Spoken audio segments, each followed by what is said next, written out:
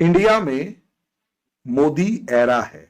पाकिस्तान की तरक्की का अगर रास्ता कोई जाता है तो वो भारत की तरफ से जाता है कि उसका दरवाजा भारत से ही खुलेगा। या तो पॉलिटिक्स कर लो या देश बचा लो। साथ भी ये मोदी की भी पिक्चर थी, जिसको वो इतना हाँ, बुरा समझते उसकी फोटो भी लगाई थी। अभी उसके नाम की आरती भी गाएंगे, रुक जाओ। तो जो पाकिस्तान 10 साल में बर्बाद हो रहा होगा वो अगले 1 साल में हो जाएगा। तो एक्सपीरियंस उसकी कौन लाइन कौन सा को था। कैची बनाया गया और थंबनेल पे लगा दिया गया। Exactly exactly. असलियत में मनमोहन सिंह से उनको कोई लेना देना है ही नहीं। अच्छा, इनसे पूछ लिया जाए कि आप इंडिया से कंपेयर कर रहे हैं लेकिन कोई पॉलिसी भी तो बताओ। हेलो दोस्तों, जैसा कि आपने हाईलाइट में देखा, थाईलैंड के प्रधानमंत्री पतोगन सिंहनाथ ने निमंत्रण पर प्रधानमंत्री नरेंद्र मोदी 2 दिवसीय थाईलैंड पहुंच गए। प्रधानमंत्री मोदी 4 अप्रैल को 2025 में आयोजित होने वाले 6 विश्व शिखर सम्मेलन में भाग लेंगे। यह प्रधानमंत्री की थाईलैंड की तीसरी यात्रा होगी। इसके बाद पीएम मोदी श्रीलंका के लिए रवाना होंगे। तो दोस्तों, चलिए देखते हैं कि पाक मीडिया इस पर क्या रिएक्शन देता है। क्योंकि आपने एक रेफरेंस दिया पाकिस्तानी मेन स्ट्रीम मीडिया का, इसमें आपने अपने प्रधानमंत्री का भी नाम बताया कि वो भी कुछ ऐसा ही बोल रहे हैं कि हाँ हमें इंडिया से सीखना चाहिए। आपके जो इस टाइम पर एक जेल में बैठे हुए एक्स प्राइम मिनिस्टर हैं वो भी कहते हैं हाँ जी हमें इंडिया से सीखना चाहिए। इंडिया को देखो, जो इस टाइम पर so called prime ministerial candidate हैं वो भी कह रहे हैं हाँ जी इंडिया से सीखना चाहिए। इंडिया बड़ा हॉट केक बन चुका है। लेकिन उसके ऊपर आपने क्वेश्चन अगला वाला भी बिल्कुल ठीक पूछा है कि भाई सारे इंडिया का नाम ले रहे हैं, फोटो तक लगा रहे हैं, तो तुम्हारे पीछे क्यों पड़े हुए हैं। देखिए फर्क है, फर्क ये है कि आपके जो पार्लियामेंटेरियंस भी अगर इंडिया का नाम लेते हैं, आपके जो एक्स प्राइम मिनिस्टर या फिर प्राइम मिनिस्ट्रियल कैंडिडेट या फिर मिनिस्टर्स ये इंडिया का नाम लेते हैं, या फिर आपके जो मेन स्ट्रीम मीडिया इंडिया का नाम लेती है, आप कभी इनको नोटिस करना, ये जो इंडिया का नाम लेते हैं एक या तो जन सैलाब में या जनसभा में या जो भी आपकी वो रैली होती है उसमें असलियत में पुरानी सरकारों को गाली बकने के लिए एक क्राइटेरिया की फॉर्म में रखते हैं कि जी तुम कहाँ रह गए और वो कहाँ निकल गए, और जहां तुम रह गए वो उसकी वजह से रह गए, इसलिए मुझे वोट दे दो। दूसरा वाला अगर रेफरेंस लेता है तो वो ये कहता है कि जी अटल बिहारी वाजपेयी को तो मैं दो प्रधानमंत्रियों को इंडिया पाकिस्तान ले आया, ठीक है। और एक तो अटल बिहारी वाजपेयी जो आए थे, उनको उस टाइम पर तो पाकिस्तान का जो इंडिया का जो जीडीपी था वो $1 बिलियन के आसपास भी नहीं था, 400-500 मिलियन डॉलर था। और आज देखो कहां $600 बिलियन पहुंच चुका है। और उसके बाद क्या नाम है, वो अलग लेवल का एक पार्ट और कहते हैं कि जी वो मैं ही था जो सब चीज कंट्रोल कर रहा था और मैं इंडिया को मैनेज करना जानता हूं, इसलिए मुझे वोट दे दो। अच्छा जी, अब ये दो चीजें हो गई। अच्छा, इनसे पूछ लिया जाए कि आप इंडिया से कंपेयर कर रहे हैं लेकिन कोई पॉलिसी भी तो बताओ, तो आंसर इन दोनों के पास कोई है ही नहीं पॉलिसी का। क्योंकि पॉलिसी होगी तो ना, पॉलिसी नहीं है। क्योंकि पॉलिसी अगर पॉलिसी उस बंदे की होती है जिसने अगले वाले इलेक्शन में जाना है। पॉलिसी उस बंदे की होती है जिसके जिसके दिमाग के अंदर कंट्री का एक विजन होता है। तो कंट्री का जो विजन होता है उसकी अगर बात की जाए तो फिर गजब ही लेवल की बात है, लेकिन विजन तो है नहीं।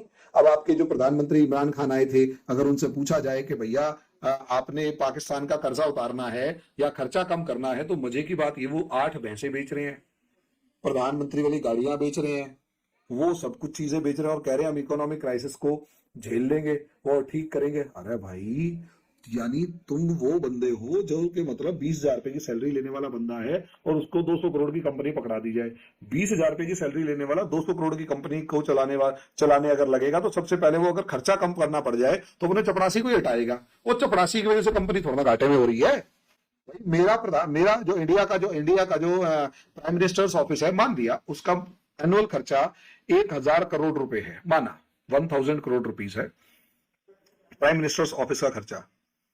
तो या फिर पार्लियामेंट रन करने का जो खर्चा है, बहुत सारे मेरे पास भी एक आधा मैसेज भी भेज देते हैं इडियट्स, उनको समझा देते हैं हम लोग कि जी पूरी पार्लियामेंट के ऊपर जो खर्चा होता है ना वो अप्रोक्सीमेट 5,000 करोड़ रुपए होता है। मैंने कहा यार एक बात बताओ, एक इंडिया की जो इकोनॉमी है वो इस टाइम $4 ट्रिलियन की इकोनॉमी है, ठीक है। गवर्नमेंट का जो बजट बनता है वो 75 लाख करोड़ रुपए का बनता है, 75 लाख करोड़ रुपीस का बजट बनता है।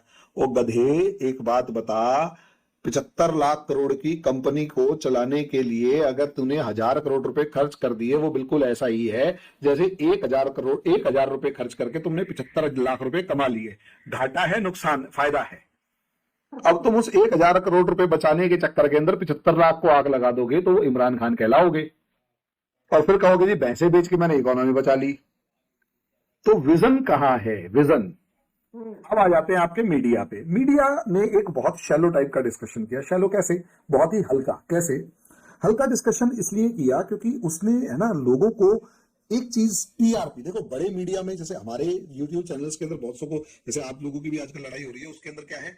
व्यूअरशिप की लड़ाई है। तो ऐसे ही उनका टीआरपी की लड़ाई है।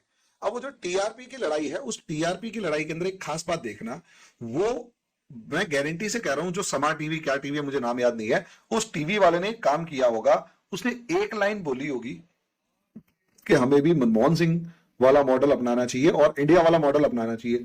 उससे आगे शायद उसे भी नहीं पता होगा कि वो इंडिया वाला मॉडल है क्या भाई। अच्छा चलो ये पूछ लो कि मनमोहन सिंह जी के पास डिग्रियां कौन कौन सी थी, और एक्सपीरियंस वो कौन कौन सा था। कैची बनाया गया और थंबनेल पे लगा दिया गया। Exactly exactly. असलियत में मनमोहन सिंह से उनको कोई लेना देना है ही नहीं।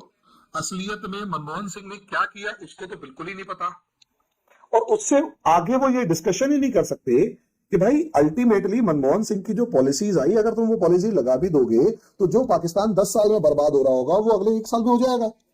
ये पहली बात। जो बंदा था मनमोहन सिंह जी, अल्ट्रा लेवल पढ़े लिखे, पाकिस्तान के अंदर ऐसे इस लेवल के एक बंदे का नाम बताओ, अगर वो बाहर है तो कौन है, क्या वो पाकिस्तान आना चाहता है, और अगर वो पाकिस्तान में है तो नाम बताओ क्या वो पार्लियामेंट में है, और अगर पार्लियामेंट में है तो मुझे ये बताओ कि क्या आपकी सारी पॉलिटिकल पार्टीज उसको सपोर्ट करने के लिए रेडी है। साथ में ये मोदी की भी पिक्चर थी, जिसको वो इतना बुरा समझते उसकी फोटो भी लगाई थी। अभी उसके नाम की आरती भी गाएंगे, रुक जाओ। मैं हिस्ट्री पढ़ाता हूं। आपने एक बार इंट्रोडक्शन पूछा था कि अभी कि सर आप करते क्या हैं। ये तो मेरा टाइम पास है कि खाली टाइम में बैठे बैठे 4 घंटे की क्लास के बाद क्या करूं, तो ये यूट्यूब पे आके बातें कर लेते हैं, पढ़ा लेते हैं बोर्ड पे सब चीजें। मेरा प्रोफेशन वो हिस्ट्री पढ़ाना है, हिस्ट्री और इंटरनेशनल रिलेशंस। हमारे यहाँ यूपीएससी का एग्जाम होता है, उसके स्टूडेंट्स को पढ़ाता हूं मैं। ऑल ओवर इंडिया का टॉप लेवल का एग्जाम है ये, और पढ़ता है अच्छा खासा स्टूडेंट पढ़ता है मेरे पास। तो असलियत में हम जब पढ़ाते हैं ना तो बच्चों को एक बात बताते हैं, एरा क्या होता है, इसका किसका काल है, ये किसका एरा है। एरा मींस जैसे आपके यहां जिन्ना एरा नहीं था, साल भर था। आपके यहां मुशर्रफ एरा था 10 साल। आपके यहां जियाउल हक एरा था 10 साल। आपके यहां अलग अलग एरा आते हैं। एरा मतलब एक काल, एक फेज, ठीक है। और वो फेज ऐसा होता है जिसमें वो इंसान इतना ताकतवर होता है कि उसके बिना कोई काम नहीं कर सकते। या तो कोई उसके फेवर में होगा या अपोज में होगा। इंडिया में मोदी एरा है जो 10 साल बीत चुके हैं, अगले 5 साल तो कंफर्म है, कम से कम अगले 10 साल भी कह सकते हैं। और पाकिस्तान को दुखी इसमें हो जाना चाहिए कि 2050 तक बीजेपी जाने वाली नहीं है, वो यहीं रहेगी और इसी की गवर्नमेंट आएगी 2050 तक। उसके बाद का आप प्लान बना सकते हैं। अब एरा इसलिए होता है क्योंकि हम देखते हैं कि फेज क्या है। इसे इस तरीके से देखो, जिस टाइम 1991 92 में रिफॉर्म्स हो रहे थे ना, हमारे यहां पता है कैसी डेमोक्रेसी थी। आपके यहां वालों के पास तो बुद्धि नहीं है, आपके जो नेता हैं इनके पास बुद्धि नहीं है। मानो सिर्फ एक आदमी ऐसा जिसके पास जेन्युइनली बुद्धि है, और वो थोड़ा सा 10% इंडिया से रिलेशन के बारे में सोच सकता है, और वो नवाज शरीफ है। इसके अलावा बेनजीर भुट्टो थी जिनको निपटा दिया गया। बाकी शायद ही कोई पर्सनैलिटी, पॉलिटिकल पर्सनैलिटी हो जो इंडिया से हैंडल कर सकता हो। इसमें एक बात, अब इसे ऐसे देखिए, जब हमारे यहां मनमोहन सिंह ने रिफॉर्म्स किए थे ना, तो हमारे यहां कम्युनिस्ट गवर्नमेंट भी थी जो अमेरिका की दुश्मन थी, हमारे यहां बीजेपी भी थी जो अमेरिका की फ्रेंड थी, और दोनों आमने सामने खड़ी हुई थी। बंद दरवाजे में ऑल पार्टीज मीटिंग बुलाई, PV Narasimha Rao prime minister थे, सिर्फ एक बात कही थी, या तो पॉलिटिक्स कर लो या देश बचा लो। देश नहीं बचा तो पॉलिटिक्स भी नहीं कर पाओगे, डूबने वाले हैं। डिसाइड पता है क्या हुआ था कि नरसिम्हा राव जी, आपकी गवर्नमेंट नहीं गिरेगी, जो करना है करो, देश बचाओ। राजनीति बाहर कर देंगे, सड़क के ऊपर होगी राजनीति, तुम अपनी कहानी चलाओ, हम अपनी चलाएंगे, लेकिन देश बचाएंगे। सड़क पे तो सबने राजनीति करी, बीजेपी ने अपनी करी, कम्युनिस्टों ने अपनी करी, कांग्रेस अपनी कर रही थी। सरकार नहीं गिरने दी, बड़ी मजबूती के साथ माइनॉरिटी गवर्नमेंट के साथ, माइनॉरिटी गवर्नमेंट के साथ पूरे 5 साल खड़े रहे कि साहब सरकार नहीं गिरेगी, आप रिफॉर्म्स करो। और मजे की बात सुनो, पीवी नरसिम्हा राव हिंदुस्तान के लिए एक वरदान थे। वो इसलिए क्योंकि वो बंदा था जिसने देश के लिए पार्टी को खत्म कर दिया। आप में किसी में हिम्मत है ऐसी? कोई एक बंदा बता दो जो पाकिस्तान के लिए पार्टी खत्म कर दे अपनी। पीवी नरसिम्हा राव वो थे जो जानते थे कि अगले इलेक्शन में हम नहीं जीत सकते, अगर मैंने ये कदम उठाए तो नहीं जीतूंगा। कहता देश बचाना है, मैं इलेक्शन में नहीं जीतूंगा, कोई बात नहीं, देश बचना चाहिए। आज हिंदुस्तान जो है, उस हिंदुस्तान के ऊपर पीवी नरसिम्हा राव का एक एहसान भी है। देश बचाने के लिए पार्टी की दुर्गति कर दी और अगले 10 साल तक पार्टी पावर में नहीं आई। 8 साल तक, 8 साल बाद रिवाइवल हुआ, वो एक अलग मैटर है, लेकिन सोचकर देखिए, कंट्री के लिए पार्टी को बलि चढ़ा देना और कंट्री के लिए सरकार बनाए रखना। राजनीति एज यूजुअल चली, लेकिन बंद कमरे में सबने देश के बारे में सोचा। सर आपने तो मौका ही नहीं छोड़ा मेरे लिए कुछ बात करने का। जिस तरीके से जबरदस्त तरीके से आपने सारा कुछ जो है बयान किया, तो थोड़ा सा मैं ये बता दूं कि जो समा टीवी है, ये पाकिस्तान की एक जो सियासी जमात है, उसका ये यानी अलीम खान ने ये खरीदा हुआ है और ये मुमकिन तौर पर नवाज शरीफ के हमायती हैं। और नवाज शरीफ आपको पता है जिस तरीके से अब गवर्नमेंट में आ रहा है, पावर में आ रहा है, तो ये उसके साथ ही होंगे। तो एक ये अवाम का जहन बना रहे हैं, ये मैं समझता हूँ, इसको मैं पॉजिटिव वे में ले रहा हूँ कि ये लोग चाहते हैं कि हम इंडिया के साथ हमारे रिलेशन बेहतर हों। तो ये एक ये समझे कि नवाज शरीफ की तरफ से ही ये प्रोग्राम एक किया गया होगा और जिसमें जो लोगों को इनवाइट किया गया होगा। लेकिन आपकी इस बात से मैं पूरी तरीके से मुत्तफिक हूं कि इनको पता नहीं है कि मॉडल क्या है, कि जो इंडिया ने तरक्की की है या इंडिया ने किस तरीके से अपने आप को इकोनॉमिक जो रिफॉर्म्स किए थे, उस लिहाज से क्या थे वो रिफॉर्म्स है क्या।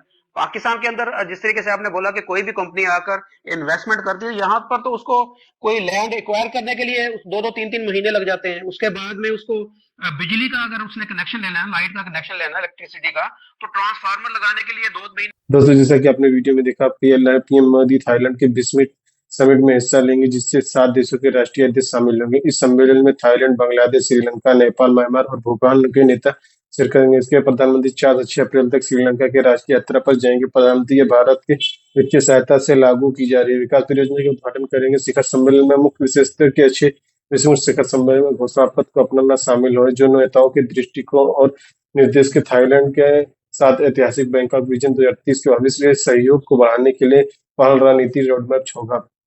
क्षेत्रीय संपर्क की दिशा में एक महत्वपूर्ण कदम के रूप में सभी देशों के नेता समुद्री परिवहन सहयोग समझौते पर हस्ताक्षर करेंगे, जिसका उद्देश्य बंगाल की खाड़ी में व्यापार और यात्रा का विस्तार करना होगा। तो दोस्तों वीडियो कैसा लगा अपनी राय कमेंट बॉक्स में जरूर दें। वीडियो पसंद है तो लाइक और सब्सक्राइब